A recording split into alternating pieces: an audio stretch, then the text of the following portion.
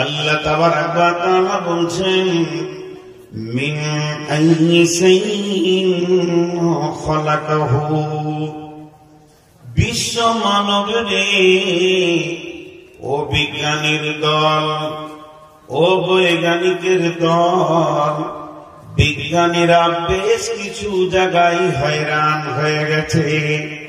যেমন আল্লাহ সূরা তারিকে প্রথম কসমটা খেয়েছেন, ওয়াস-সামাই ওয়াত-তারিক ওয়ামা আদরাকা মাত-তারিক আন-নাজমুস-সাকিব। আমি কসম করছি আল্লাহ ওই রাত্রিকালের আগমনকারী, যে রাত্রিতে তার গতিশীল কক্ষপথে আসা যাওয়া করে, তার আমি কসম করছি।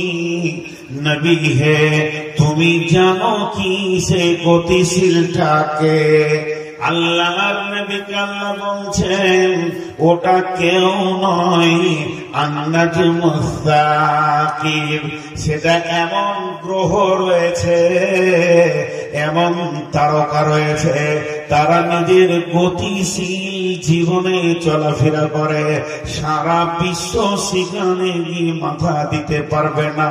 বিজ্ঞানীরা বলছেন, একটা আলোকবর্ষ সময়ে কত লাগে?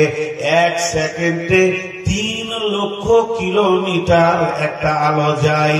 একটা সেকেন্ডে 3 লক্ষ কিলোমিটার যায়।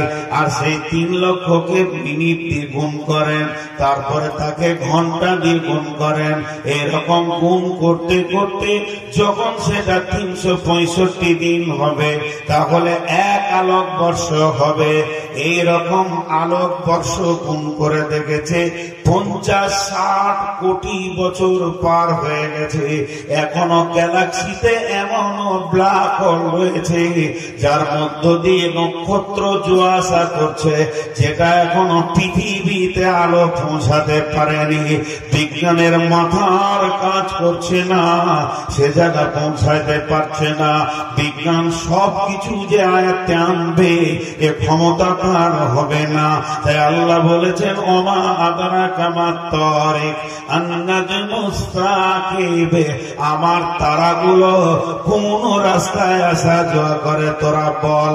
হে বিজ্ঞানের দল, তোরা ব্রেন দিয়ে তারা আবিষ্কার করলে, তোরা ব্রেন দিয়ে চাঁদের দেশকে আবিষ্কার করার চেষ্টা করলে, সেই জায়গায় পৌঁছাতে চাইলে তাহলে একটা কাজ কর, তোর বয়সটা হলো 50 বছর, সামনে বছর 50 তুই রেখে দে, পরের বছরে 50 রেখে দে, তারপরের বছরও 50 রেখে দে।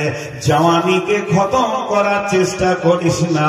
সারা বিশ্বের সমস্ত বিজ্ঞানী যদি একমত হয়ে যাস, এই গতিশীল জায়গাটা, এই চলমান বয়সটাকে পৃথিবীর কেউ রুখতে পারবি না।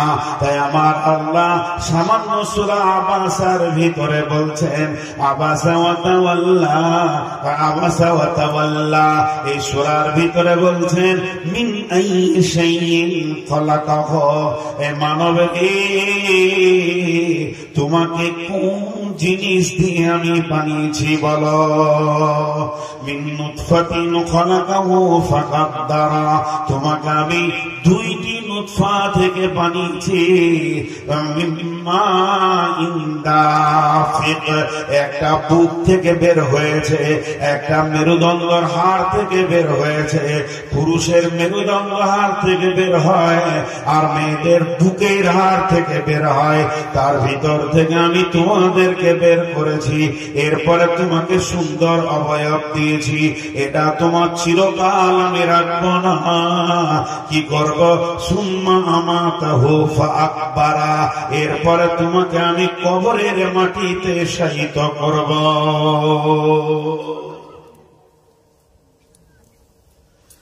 জি, মোরা বিজ্ঞানী পারি শুধু ভাঙা করা কাজ। মোরা বিজ্ঞানী পারি শুধু ভাঙা করা কাজ। তোমার সৃষ্টি দেখে মোরা পাইব বড়ই লাজ। সৃষ্টিলয়ের আবিষ্কারক মহাবৈজ্ঞানিক তুমি, আকাশ বাতাস জুড়ে আছে সাগর মরুভূমি।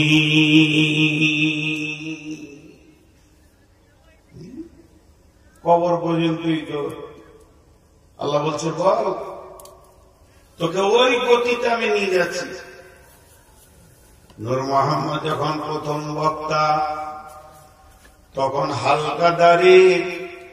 আল্লাহ আমাকে প্রথম বক্তা করেছেন, হুগলি জেলা ঘুরেছি, তারপরে হুগলি থেকে প্রথম মালদাতে পা দিয়েছি, যেটা সেটা খানপুর মাদ্রাসা।